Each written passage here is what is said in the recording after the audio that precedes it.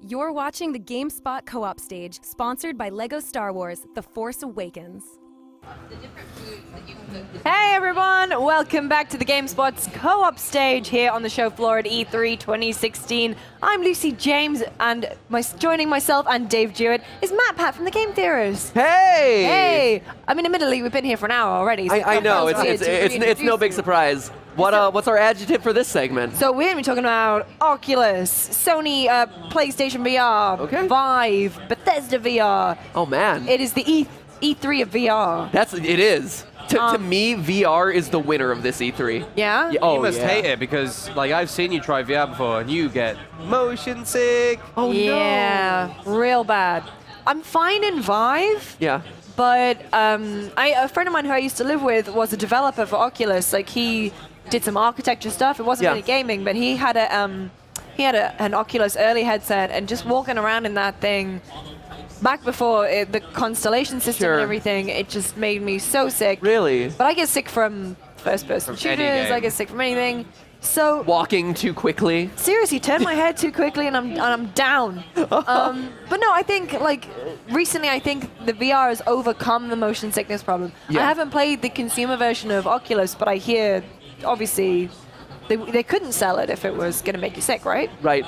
Yeah, so at this point, I've been fortunate enough to try Oculus, Vive, the Samsung Gear, Yes. and I spent a lot of time this E3 playing around with PlayStation VR as well, since that was Yeah. such a big announcement for Sony.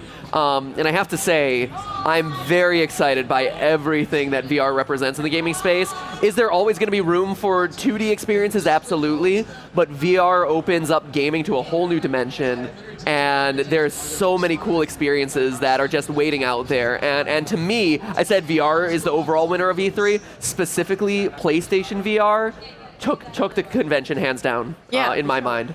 See, PlayStation VR for me is probably the one that, like, I've always loved the idea of VR, and the ones I've tried, like, I would adore a Vive, but it seems like what VR you get is also kind of hampered by, like, your living situation. There's so Yeah. much to think about when you're getting VR. Like, I can't get a Vive. I'd be clattering into all my stuff. yeah. I haven't got enough space.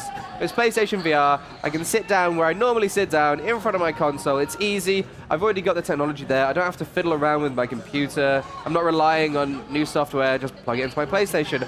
That's probably the one I'd get, but the one I'd really adore is, like, the tactile Vive. Yep. The whole big Vive experience. Like, I mean, if money was an option, I'd have a house with a Vive room, like my Right. little holodeck. That's the dream. The holodeck. That's what we have in the office. We Oh, do share you? our Like a office with holodeck CNET. room? Oh, it is called the holodeck. Yeah. That's awesome. It's just a disused office.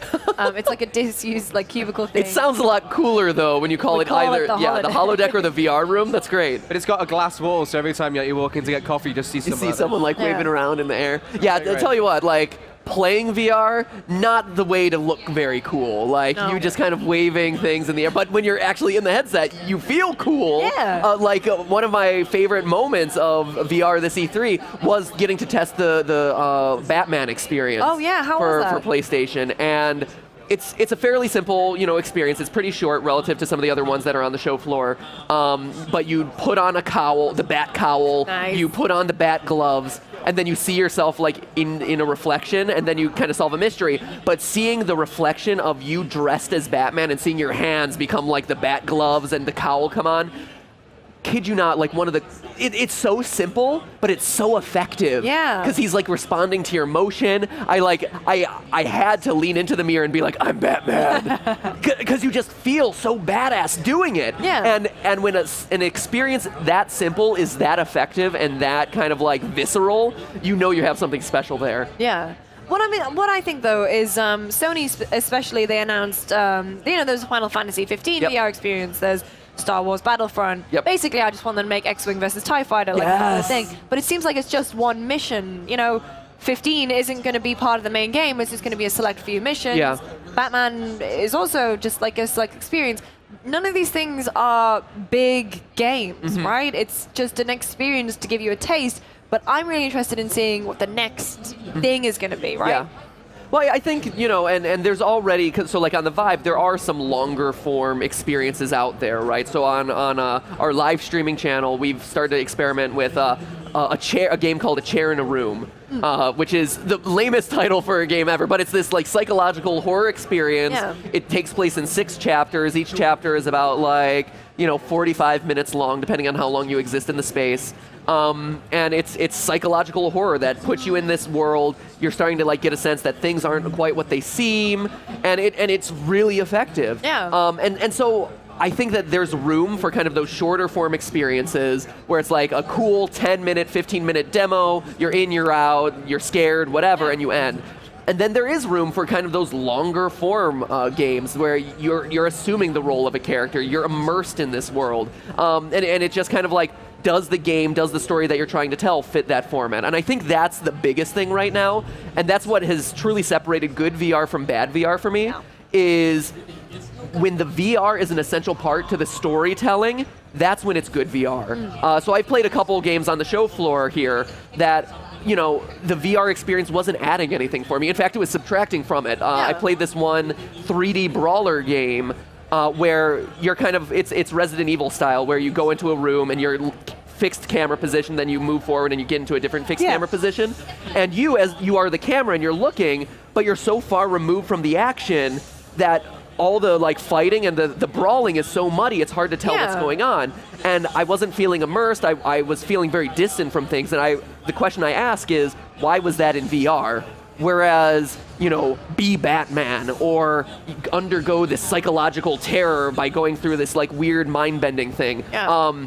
The most effective VR experience that I had this E3 was Resident Evil 7. I was going to ask you if you'd played it. I did. That was definitely one of the things that I went to firsthand, right off the bat.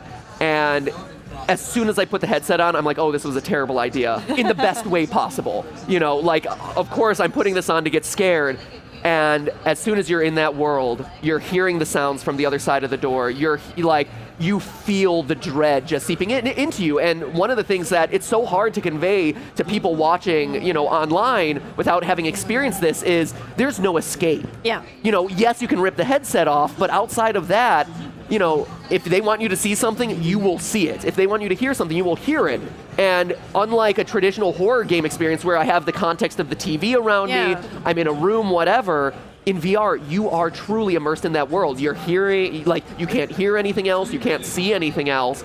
And so that sense of dread that I had throughout that entire experience was incredible. I walked away and the adrenaline was pulsing through my hand, and I played that game. The stakes were so high when I was playing that game. The first door, you hear sounds on the other side, and I would flick it open and then immediately back away. And then I would go up to the crack in the door that I just made, and I would peer in, and then I'd be like, okay, it's safe, I would open it. Yeah. But that is the power that VR really represents, and it's like Metal Gear, but even more so because you feel personally invested in it. Yeah. It's crazy. Dave, are you a big VR guy? We don't really... For me, VR, it needs to... these experiences sound great, but for me, when VR really gets special is when it's allowing you to explore a world in a depth that you've never been able to before. Which is why I was excited for things like Fallout 4 VR, because Fallout is a world that I've loved for a long time. The idea of seeing that much closer and experiencing that in a new way is genuinely exciting to me. I want VR, I want the technology to give me experiences that I would never be able to have. I want them to make me forget that I'm looking at a screen that's close to my eyes. I want the disconnect. I want to just lose all sense that I'm just sitting in a chair, which is why I found the Resident Evil fascinating, because as you're talking, I was thinking about it, because surely if you're walking down a corridor, if you're in a horror game, you can turn around to see if someone's behind you. But in VR, you'll be able to feel someone behind you. Yep. Yeah. But at the same time, I'm not sure the challenges around it. Again, talking about Fallout 4 VR, I was talking to Jimmy Thang last night, and he was saying when he was playing, because of the sensation that some VR has, called locomotion, which is where you're moving, but it's not fooled your body, so you get motion sick. It's like the anti-motion sick that still makes you feel nauseous. And to counter that, we've seen Doom's doing it, Fallout's doing it, the Final Fantasy demo where you're warping around and shooting. The reason you're warping around is because that's the way to travel these worlds without getting motion sick. Right. And that's the one thing that I feel is just breaking that immersion that I just crave so hard. But the VR game that I'm most excited about is, I think it's called Farpoint, the shooter one. Sony one, yes. Yeah, literally because it reminds me of playing with my little brother, running around our living room and our garden, pretending to shoot guns at each other. You're just pretending you're in this world. Like, we would run around, I'd play with my little brother, and we'd say, like, oh, we're space pirates shooting each other, having a great time. And now, like, it's something I could technically experience. I've got the same body motion, I can still duck and cover, but now it's just brought that kind of, it's just bringing, like, it sounds like a PR line, but it feels like it's bringing these dreams and these things to life. Yeah, I actually got Farpoint's another one that I got to test out, and I have to say it was probably some of the most satisfying first-person shooter action that I'd ever had in a game ever, right? Where you brought up that immersion factor of seeing your hands in the space, getting to that tactile feel. So I got to play with the kind of like their gun periphery, which, you know, everyone laughed about it when it was on the Wii, you know, like, oh, the wheel periphery and all the golf club periphery, but now all of a sudden it's like, oh, look at the gun periphery. So like, Nintendo was full circle on this. Yeah, we've come a long way from the days of the Wii, but like holding kind of this just like, you know, PVC pipe thing as kind of like a gun, like assault rifle, and bringing it up to my eye and being able to look through the reticle and, you know, see the like spider aliens crawling on me and target them. It was incredible. Like, I felt so empowered. I felt so immersed. Having my hands in that position and holding something physical, you know, and having it respond to me in real time in the space where I could look under the gun and I could tilt it to the side. I could like hold it by one hand, whatever. Like, that was incredibly immersive.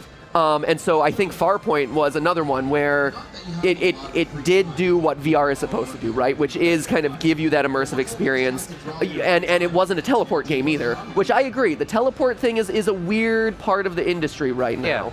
You know, where I don't really want to point and click and teleport around. And so that's why, you know, Resident Evil and Farpoint really stood out to me because they were physical motion through the space. So, I mean, how big was the space that you're walking around in it wasn't actually me physically walking.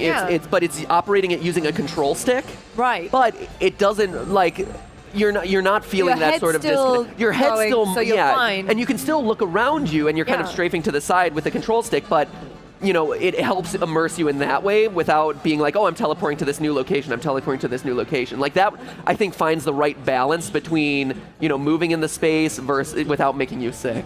Because that was actually something for Game Lab, my new series, we had to really consider. So each episode of Game Lab comes packaged with a 360 video. Oh, hang on. I have one of these here that I stole. Well, there you go.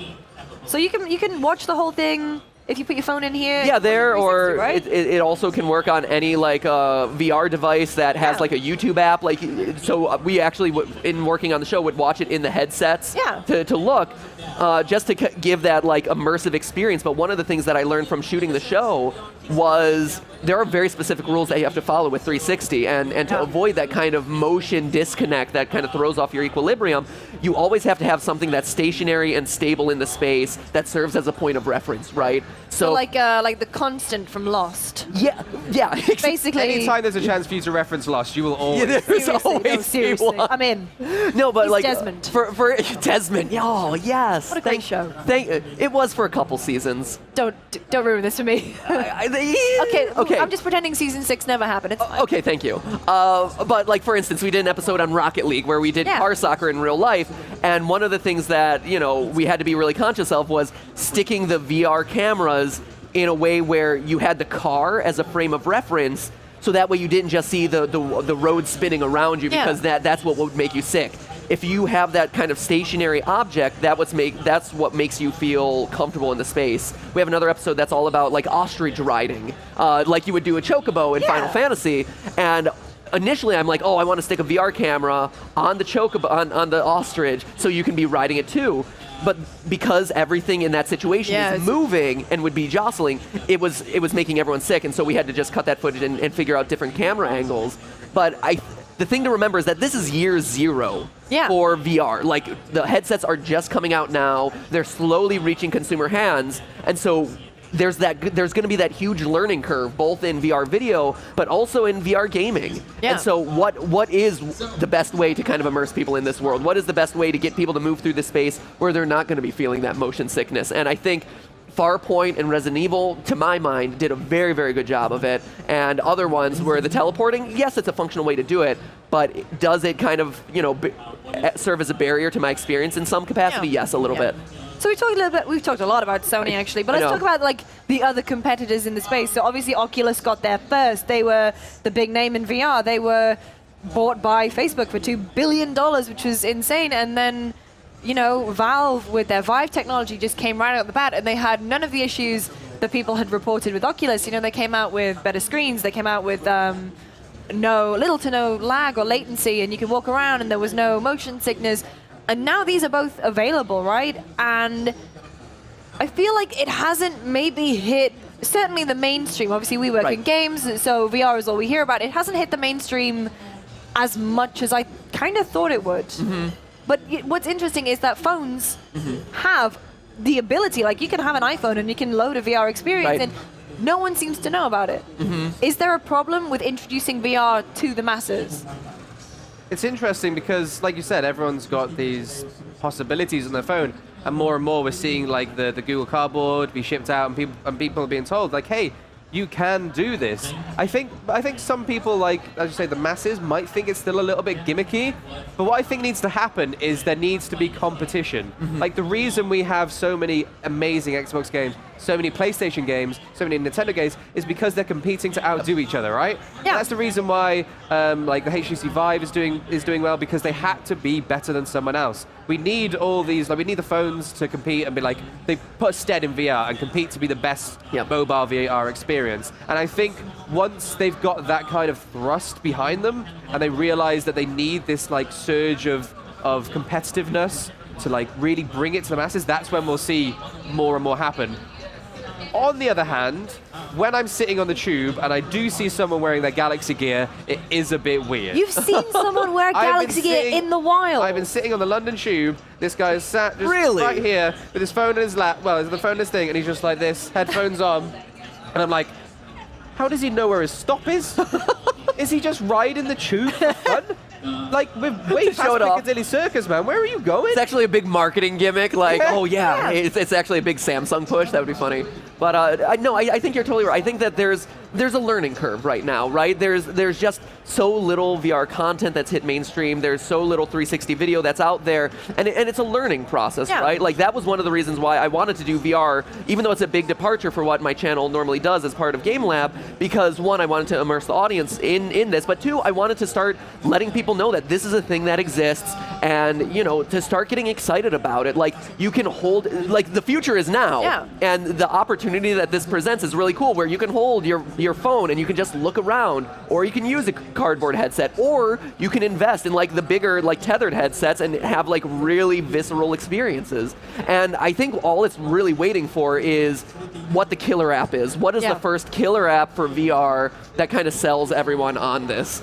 You know, Halo made Xbox happen, right? It put Xbox on the map. It's like, this is a competitor. Certainly made Xbox Live happen. So, right, exactly. And so, you know, what is that killer app going to be for VR? And actually, that'll help, you know, ease some of the confusion in the space as well, right? Because there is a lot of confusion. There's, you have the cardboard headsets, you have the, you know, the full-on Vive headset with the hand controls, you have Oculus with its controller setup. You know, do you need a PC? Do you run it off of an existing console? Like, there's a lot of variance depending on the headset that you're using, and, you know, the device and experiences that the devices offer. So once there's more apps out there, I think once PSVR goes out and you start seeing people, early adopters, experimenting with seeing this stuff and educating the space about it, that's when you'll start to see it kind of like disseminate outward. But it's the question of what is the game that is the must-play VR game out there, and that's going to really dictate who makes their mark in this space first. Yeah. What I find interesting is, coming back a little bit to the Xbox Scorpio, is they said with all our teraflops and stuff, we'll be able to house VR.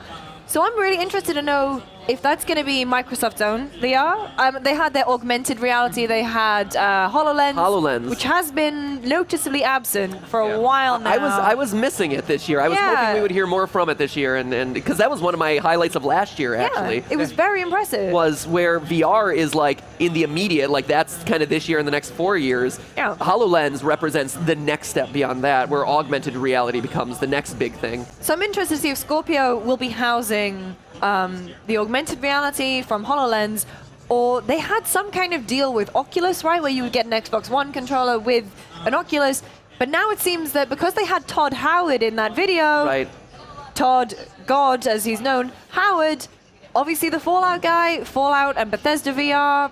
Is it going to be a push to go there? I don't know. It wouldn't surprise me if they kind of brought a few companies together to really push this. Yeah. Because, I don't know, Microsoft has tried Kinect and they've not worked. Maybe they've learned something for their peripheral world and they're confident in making their own kind of VR experience. I would think they'd be more comfortable piggybacking off someone else with a dedicated install base already, right? That would make more sense. Yeah, that does make sense, especially like you mentioned the Oculus connection. And I mean, I suppose Oculus does need their own kind of push in the right direction because since the Vive has taken them over, if Microsoft wanted to, you know, throw them a few bucks and be like, hey, see what you can do with a bunch of this money, but you make VR for us. Yeah. That wouldn't surprise me either. Right. But also, I mean, they're really making Xbox a platform across PC. So for PC, you know, you obviously got the Valve Right. That's connection. true, It's, like, it's a very strong association. It is. It's already Yeah. pre-existing. Yep. And it would make sense for them to bring them on board. But at the same time, Valve and Vive itself are so big, and their hardware partner is HTC. Right. Is that going to happen? Like, Well, it's interesting you meant the PC connection because, again, you can use the Oculus on a PC, and Xbox are going hard on everything on Xbox, everything on Windows 10. Yep. Yeah. It wouldn't surprise me if that made another Oculus connection rather than a Vive one. Right. yeah. It'll be interesting. So what has been the best VR experience you guys have ever had? Well, the best experience I've had with it is I walked down there and there was VR porn. I didn't try it. what? Really? I didn't try it, but I saw people try it, and that experience alone was harrowing enough. What Like- headset was it operating on? I'm just curious. It was a Gear VR. Really? Okay. Yeah. So there was no like tactile control. Yeah, and sure. things I'm like that. sad now. Wow. But for me, like, Wow. the ones I've actually tried are like the kind of weird ones, like Job Simulator. Okay. The happiest I've been was when I played Euro Truck Simulator, and I had we were in the office at the time, Yeah. and I had the Oculus on, and I'm there just driving like a virtual truck with the wheel and the stick and everything, and I take it off, and I'm like, it's been 4 hours and I've driven to Berlin, but that was amazing. The best experiences for me are weirdly enough like the monotonous ones, Yeah. just in a different universe. Yeah. Like, I adore like the intense, amazing new fantasy worlds ones, but at the same time I'm like, hey, working a hot dog dance sounds pretty cool, right? Yeah. In Truck Simulator, were there truck stops as well that you got to go to, or no? Oh yeah, like you have to like pull in to like. Really? take a I've never seat. seen You have this. to obey all the rules. You have to like. You have to It's obey like, the rules. 'cause you have to look Why in the would you mirror. do Like this? if I'm pulling into a junction, I have to look in my mirror. I can know how to drive a car. In the, Check your blind honestly, spot yes, and stuff? in VR, I push a button to wind the window down. I'm like this. Yeah, got. Nailed it. And then I'm away. It was amazing, honestly. Like, try it. Like, Wow, it's one of okay. those things that it's a hard sell to talk about once Sure. you I was try gonna it. say. Once you try it, you're like, Yeah. all right, that's pretty cool. Okay, I'm convinced. I'll have to Then, try at that the one. same time, got Resident Evil, Farpoint, all these magic games. And I'm just like, trucks of Just- fun. Down the highway. So for me, I would say what initially sold me on VR was I was at Oculus last year, the booth here at E3. Yeah. I believe they were showing Alien Isolation. And I remember the moment that sold me on VR was I heard the alien coming. I saw it on my map that it was coming. I hid in the locker that happened to be nearby, and I was looking at the alien as it walked past through the slats Yes. in the locker. And as he got close to the locker, I slunk down in my seat, and my eyesight slunk down with me. And I was like, oh my gosh, I didn't realize I could do that. And then I started to peek up, and I started to like crane my neck, and all of my actions were replicated in the game. And it was like I was really looking through those slats and, you know, hiding in fear for my life. And that's the moment where I'm like, this is a really cool opportunity. This is going to be game changing for these experiences. So that was definitely one of the best. But as far as like longer form, because that was a very short experience. Yeah. Longer form, it's a toss-up between Resident Evil and Farpoint. Yeah. Farpoint was so satisfying being immersed in that world and having a really quality shooter experience, but Resident Evil was so viscerally terrifying the entire time that like it's not something I'm going to forget anytime soon. Like I had a hard time sleeping that night. It was intense. So definitely those two are competing for number one. Well, I Resident think- Evil is like, it's the grandson to Kitchen, right? And Yeah. we It know is. people No, have it had was. panic They attacks. hid the 7 in the Kitchen logo. They're so clever. I know, right? I'm like, congratulations on you. Like that was smart. Good. That was smart. My ultimate VR experience is the Vive tech demo where you're at the bottom of the sea and you're just standing on the bow of a sunken ship and you're like looking around and then you hear this big noise. Oh no, you get distracted by a stingray, right? And you're just standing there like looking at it and like poking at fish and they'll come next to you and then you hear this big noise and you turn around and it's this enormous whale and it's the enormity of it is what really Yeah. gets you and the sound effects and you look at it in the eye and you have this really weird. If you've seen Ferris Bueller's Day Off, Yeah. it's like the bit where he's at the art museum and he's looking at the painting. You have that kind of a moment with a whale that's not there, but it feels like it is. And that was the moment for me where I just was like, all right, I'm in. Yeah. The more we talk about VR, the more I think we're one step away from being plugged into the Matrix and just losing all like. I've got my real credit social- card ready, all right? I'm ready, man. Yeah, you're ready. You're sign you up. I It's need gonna be to get like a new real PC world first, Ready but- Player One, Yeah. Oh, pretty much. absolutely. which is terrifying. Or by the way. Sword Art Online is another one. Pretty Like much. just Yeah. lock in and you're gone for days. But guys, we're going to be talking about the best surprises from E3 next, aren't we? We're going to be talking about our favorite things that we've seen at the show. So please don't go anywhere. Keep your eyes peeled to GameSpot.com.